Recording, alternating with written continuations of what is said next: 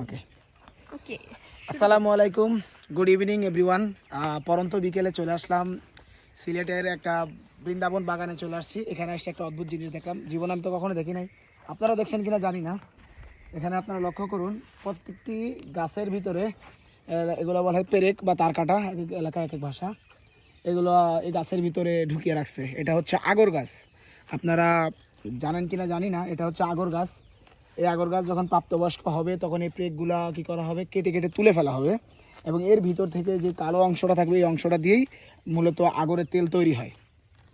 তো আপনারা যারা এখনও দেখেননি তারা দেখে নিন। এই হচ্ছে আগর গাছ। আর আগর গাছের পাতাটা পুরোপুরি জামের পাতার মতো হয়, জাম গাছের পাতার মতো হয়। গাছ বেশি বড় হয় না, এই মিডিয়াম সাইজের, আনুমানিক 10 মিটার থেকে 15 মিটার বড় হয়, এর বেশি না। এখানে দুইটা পাখির বাসা আছে, ঘুঘুর পাখির বাসা।